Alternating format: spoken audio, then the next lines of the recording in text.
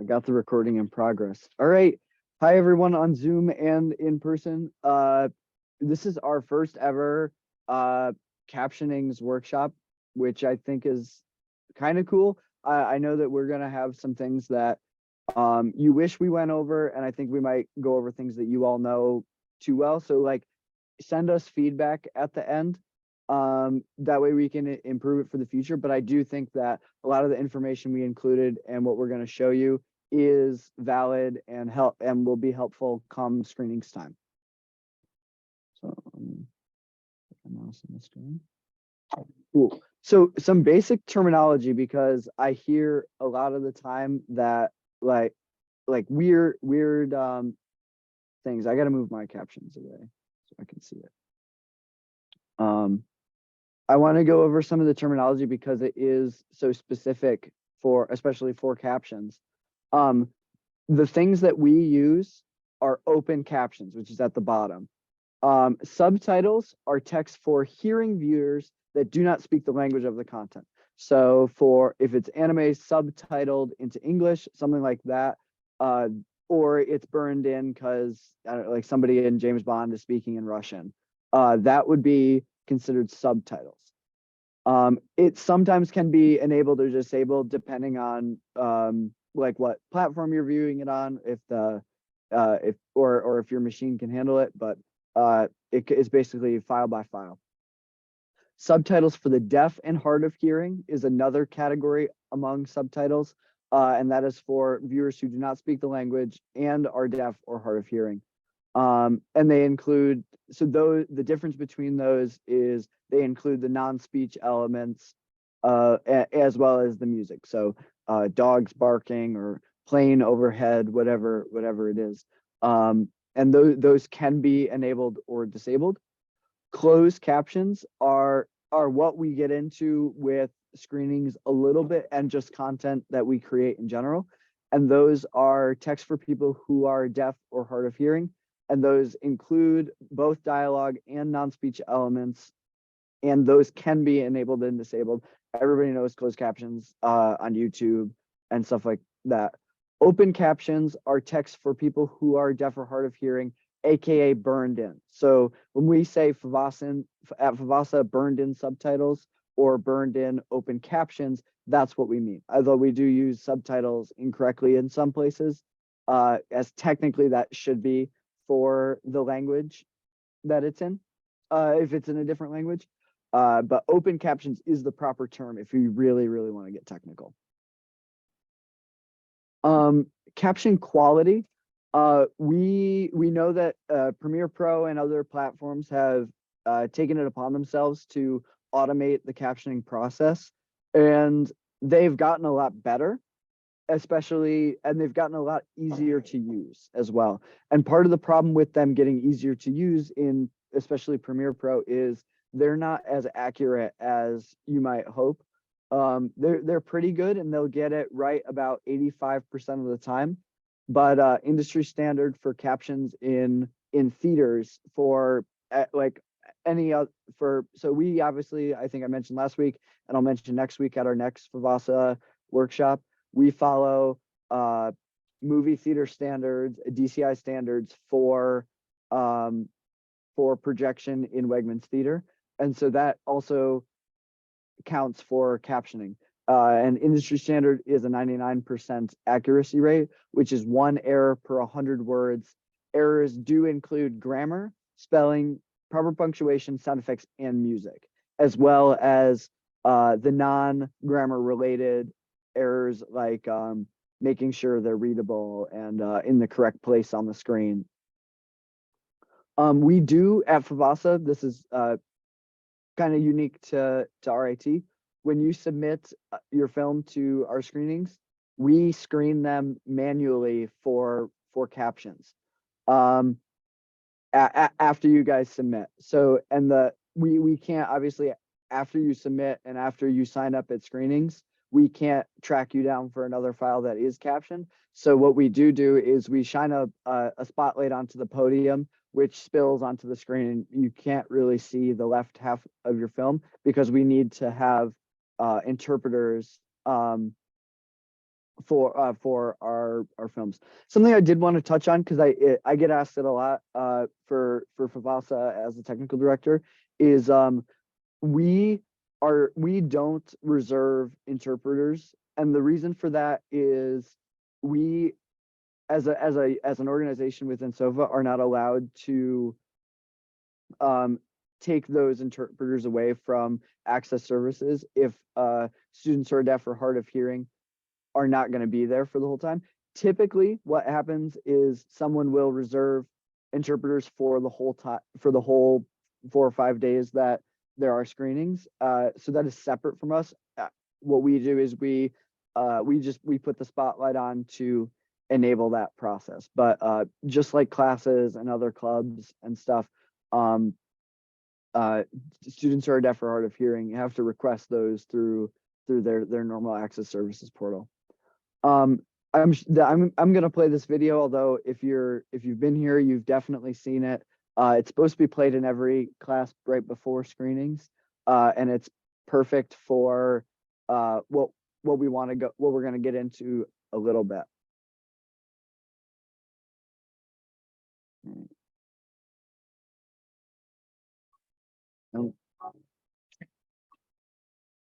You know, MJ, how captions are presented, both optically and structurally, could have a serious impact on the viewer's understanding and enjoyment of the story.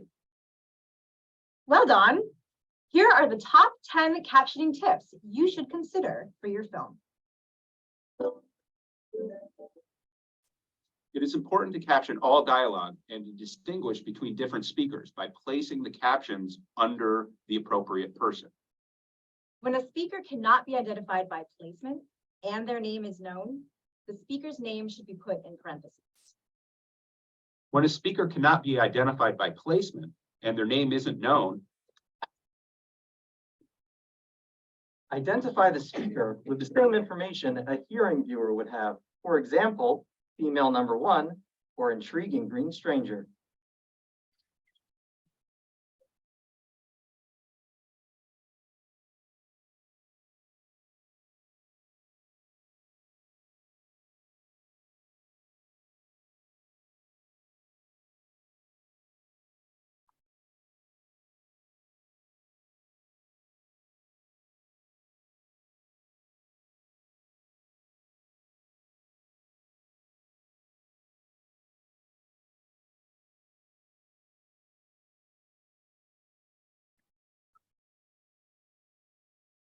Avoid presenting too much text on screen at one time.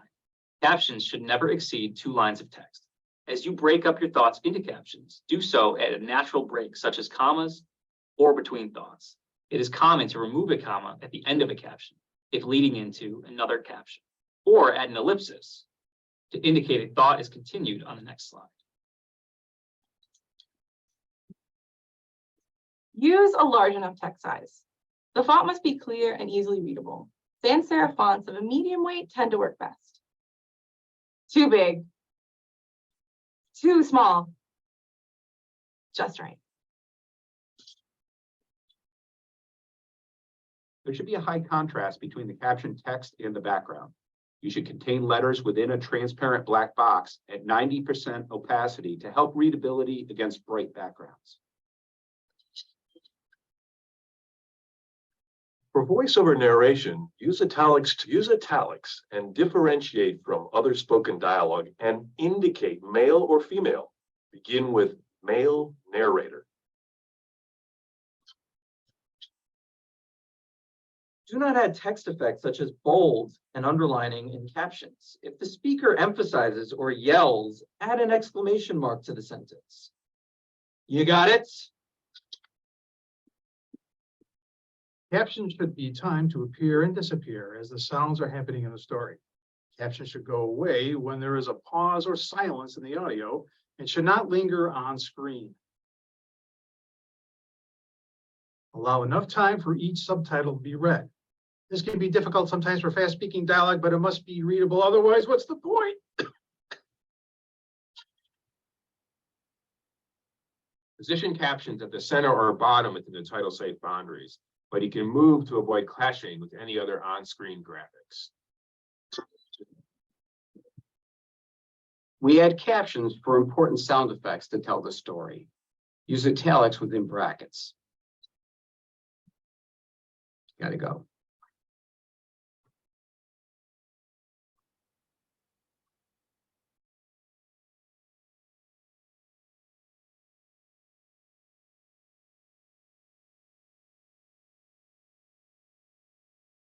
Cool. So that is on our website. Yeah, I know there's a couple of professors that either used to be with us or are still with us. So shout out to them for making this video so many years ago. But this is on our website, and this is kind of a basic overview what you guys should be doing. I will be going over. You can see Premiere Pro is crashing on my machine. I'm gonna hopefully get it up and show you exactly how the 2023 Premiere Pro workflow should work. I'm not gonna play it again. Cool. So keep fonts simple and at a reasonable size. I was talking with Kiyosato, who was a cinematography or what's it called, like cinematography craft track, who is deaf, and he looked over this presentation that oh, I forgot to mention, KD Houghton also helped, was one of the key inspirations behind this. So shout out KD.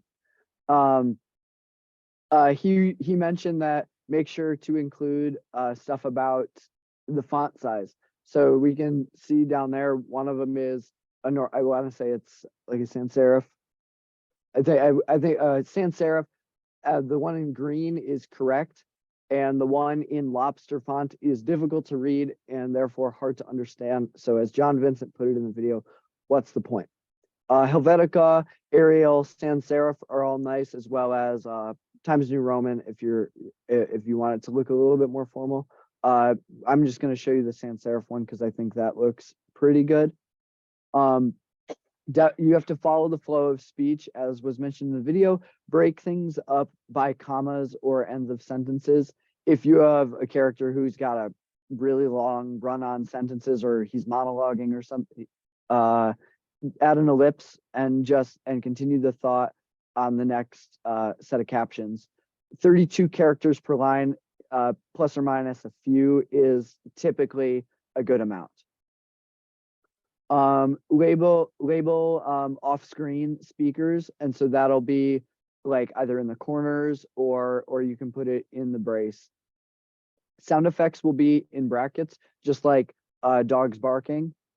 So and you can either, if there's a line being spoken and like a doorbell rings or something's going on, you can put the sound effect in a different part of the screen. Or if it's just kind of ambient noise, put it directly over the caption. For sound effects, like it says, write numbers 1 to 12 out.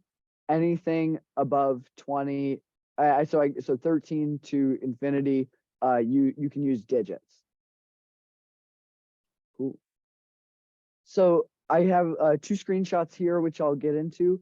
These are 2 screenshots of the Premiere Pro captioning workflow that I'll also go through. The one on the left is a transcribe sequence button that you'll see on the page.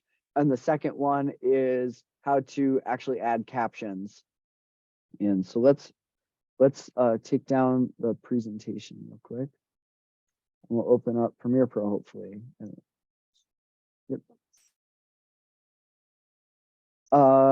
Okay, so the question was, is there anything special for foreign language monologues? Yes, you can. For what I was talking about earlier, it's just technically it would be labeled as subtitles, and in our case, it would be subtitles for the deaf or hard of hearing. If you would like to translate it into English for the screening and you want people to be able to read it, then yes, translate it into English and include sound effects.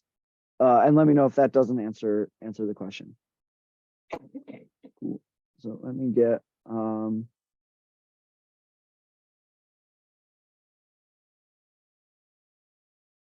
here, hang on, talking to the mic. I got a mic. Also, when you or translating from another language, typically it'll be like say the language is Spanish, it's like in Spanish, colon, and then translated to English, or vice versa, whatever language you're translating from to. Thank you. Awesome. Can you see my Premiere Pro? Okay. Oh, come on. Okay. Let's do that.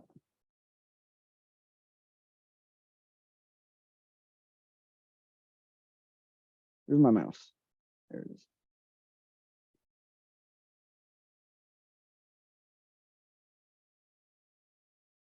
Awesome. So I just used a basic clip from like the media store that they give you for free. And I just applied it. So I'm finished with my edit. I've done all my final color. Here's the wonderful clip in all its glory at half resolution so I don't crash it. Just a brief kind of thing. Obviously there wouldn't be any dialogue over this normally unless it's a narration, but all we have to do is we go to Window, Workspaces, Captions and Graphics. And so if you guys aren't familiar with Premiere Pro or haven't used it in a few years, this looks a lot different than it used to.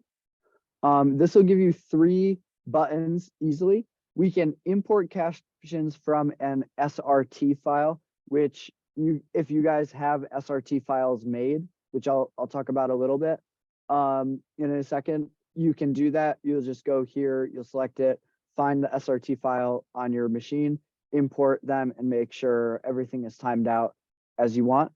The other thing we can do is transcribe sequence. And since there's no dialogue over this, I can't show you, but I will show you what it will look like.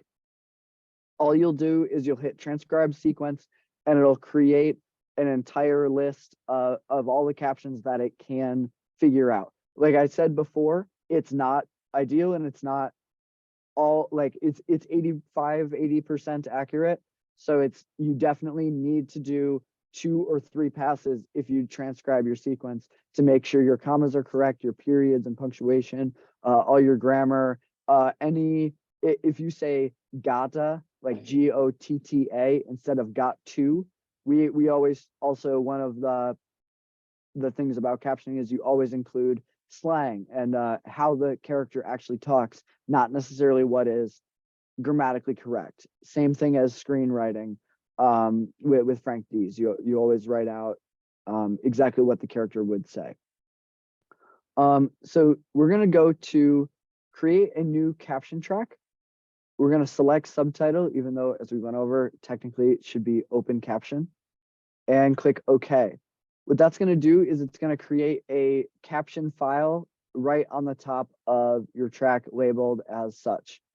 It's a little bit of a different thing than the normal like V1 source A1 for your audio, but still can be like visible or not visible, and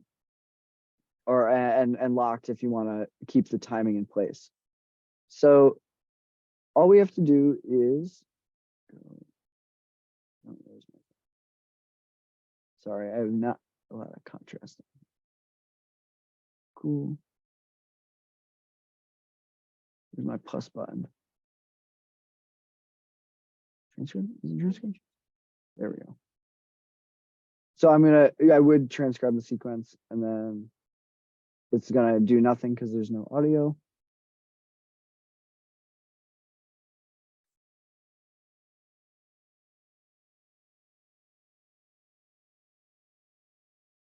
So typically on your films, it would transcribe the sequence based off your audio tracks.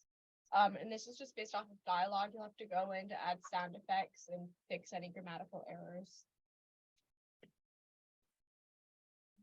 Yeah, I shouldn't have given it. Where's my button?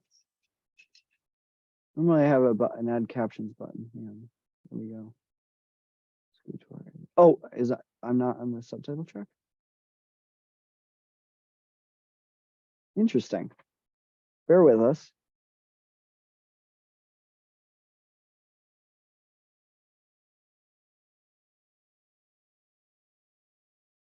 I did add caption.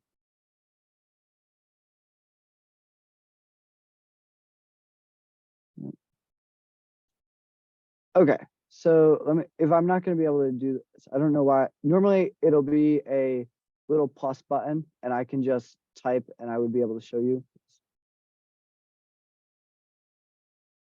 Okay, I'm gonna show you what a good caption would look like. Technically, this is a text layer.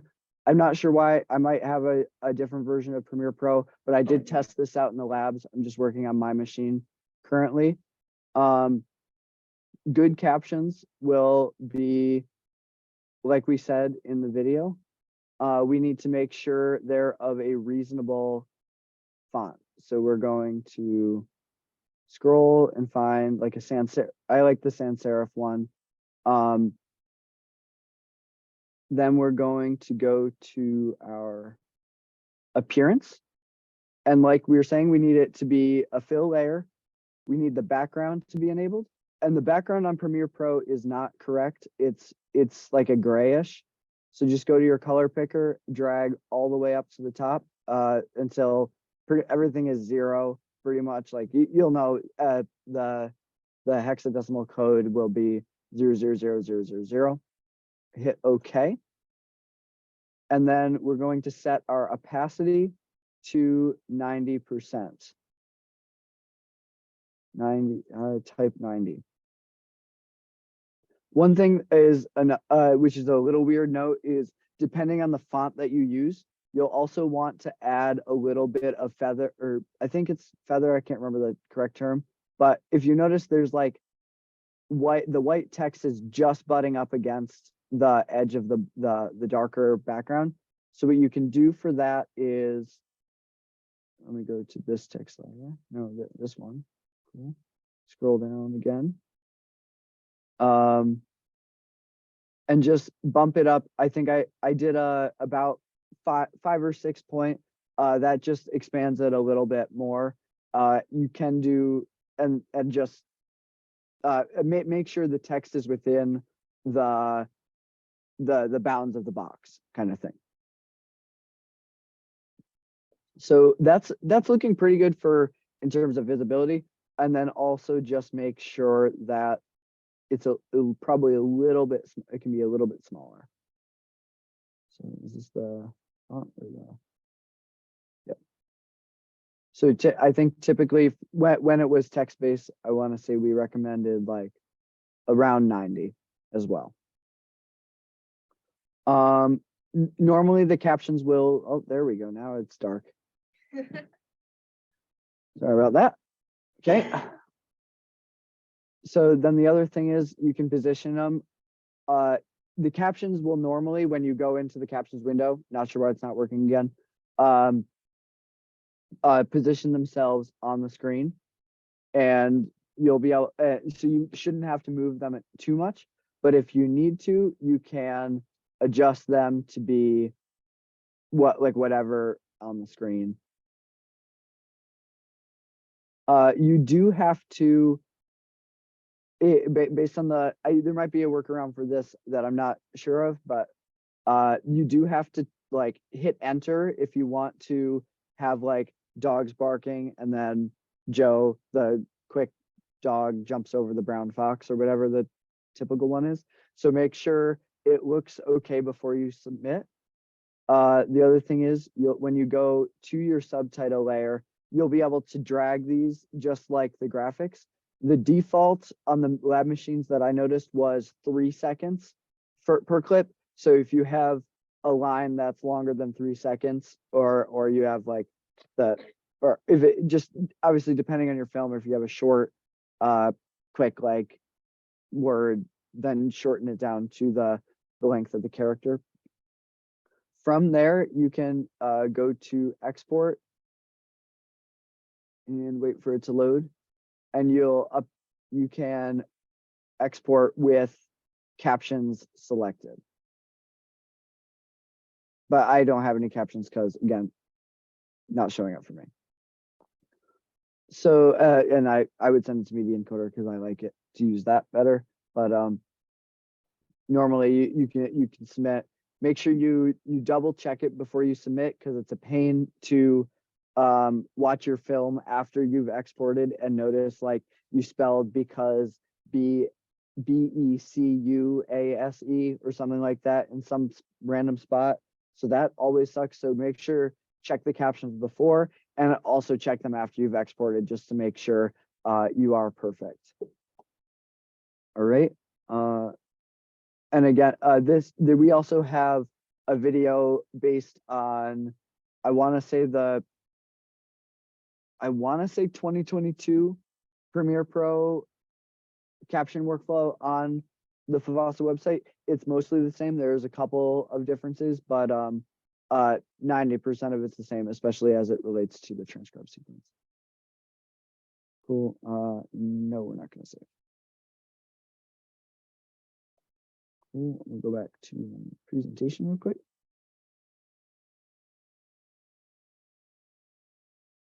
No slides.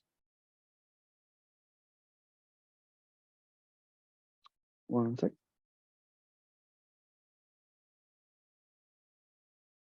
I must have closed it. Okay. And I'll display the image again, so you have it.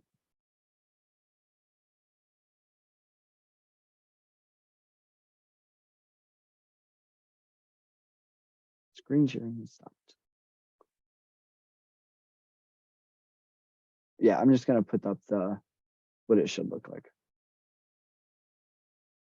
Wonder if because it didn't detect any dialogue. All right. So that is what it should look like. This is what I pulled from the lab machines. So and you should have this. Oh, sorry. Why can't they see that? It's on the wrong window. Okay. Cool. Great. What couldn't they see before? I don't know. Yeah, I'm just gonna do that. Sorry about that. We'll get this all straightened out for next week's presentation.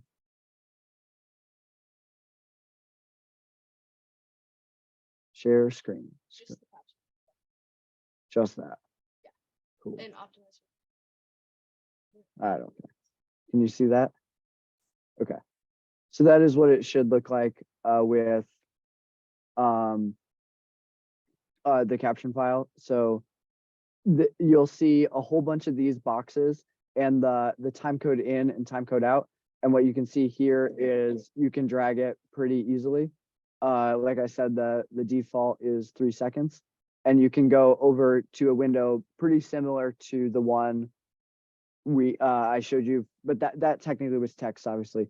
But this is for captions. It's a pretty similar window, and the zone is another neat feature where that it automatically puts bottom center. But if you have a caption that's supposed to be in the top corner, you can select that and it will automatically move it, and then you can fine tune from there. So yeah, like I said, I did around 5 to get this caption on for expanding the box, and 90% opacity on a black background. So with that being said, I know this is shorter than our other workshops, but does anybody have any other questions or concerns about captioning their film? Yep. You can go right now. Is there a template? How do you mean template or soundboard?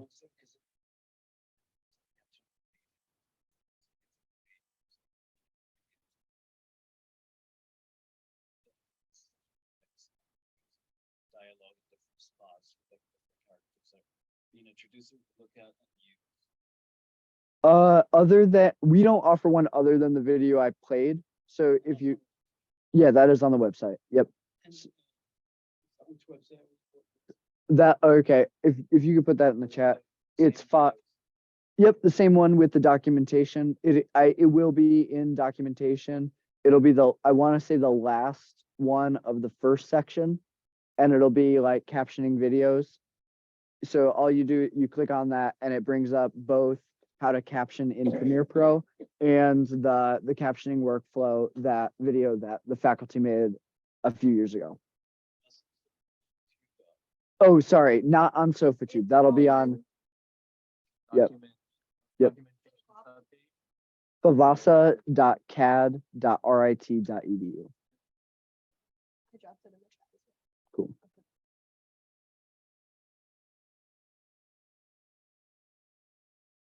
Well,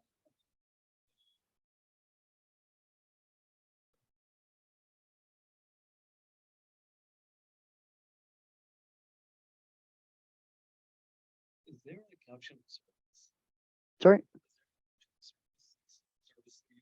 Oh, I did not speak about that. The question asked in here, if you can't hear on the Zoom, is there a captioning service? There is. Dave Slablerski talks about it typically. There are people you can pay to caption your film professionally. I don't remember the rates as I have thus far captioned my film, but 68 cents a minute. Okay. So 68 cents to $1.20 per minute. So for film workshops, typically their films are like around 10 minutes. Capstones are up to like 15 to 20. And then animations, I would say, are a lot shorter. So go based on that. Yeah, so animations are 5 to 3 minutes, as Kieran is saying. So take that into account. If you are editing right up to the last minute and you want to just pay for it, you 100% can. There's a whole bunch of services. What's the one that Dave offers typically? Okay.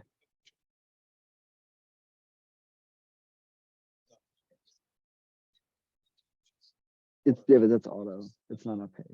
Quality copy of it, they caption it, and then do they send you the captions and you can import them? Yep. You- Yeah.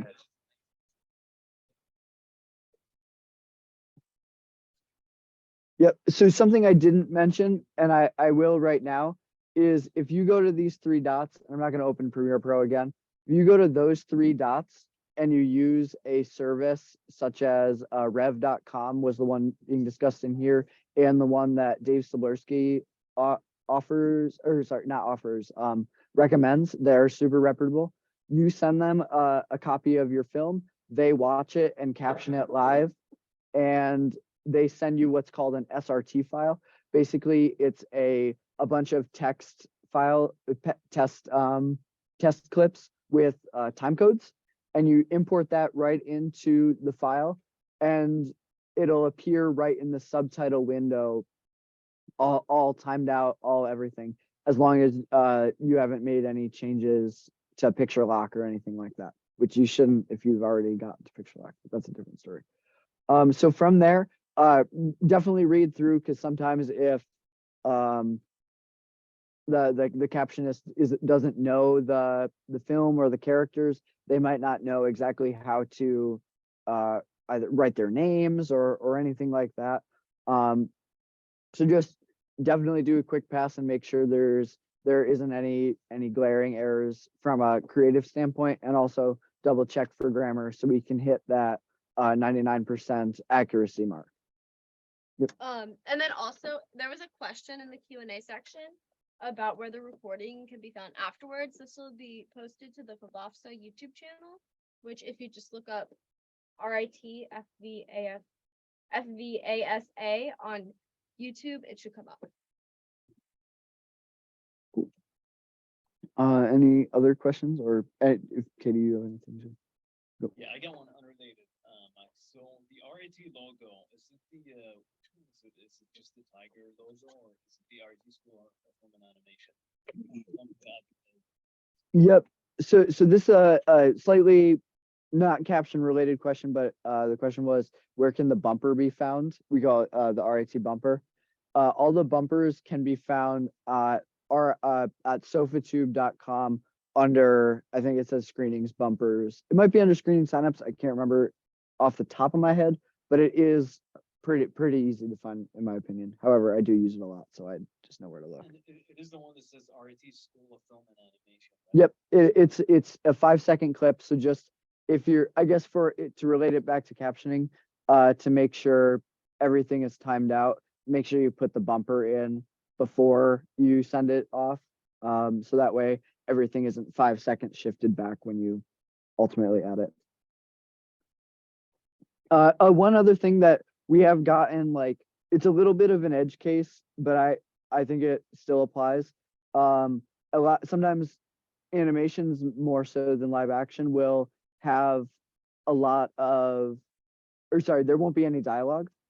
There still should be captions, because as long as your film still has sound effects and music, that should be present on the screen. If the music doesn't change after, if it's just one song throughout, still put a caption that it's this, and if it drastically changes tone or something like that, indicate that the pace is rapid, is getting faster, or otherwise. I know we got, like, some people have asked us if we're going to, like, shine the spotlight on the screen because their film doesn't have captions, and we're saying going forward, yes, if we haven't in the past, but it's always, technically it has always been, we're putting the spotlight on if we have marked in our spreadsheet that there are no captions.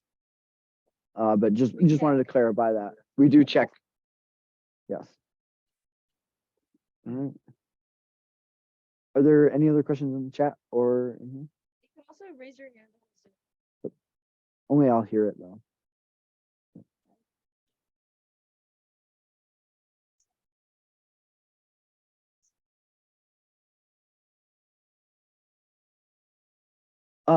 So subtitles for the deaf and hard of hearing are if it's in a, this is just obviously super like nitty gritty. So it's, most people use subtitles and open captions interchangeably. Subtitles for the deaf and hard of hearing technically are a different language. Yeah, right. So I think maybe a little bit of a niche example because it is a unique film, but Coda had, technically those were subtitles because, and it was just the roles were reversed because people who can sign understood it, and all of the text was for hearing viewers. So if that's a easier way to think of it, technically those were subtitles, whereas subtitles for the deaf and hard of hearing are still in another language, but they include sound effects. So in Coda, as hearing viewers, we could hear the boat splashing on the water, but we couldn't understand what they were signing to each other necessarily. So if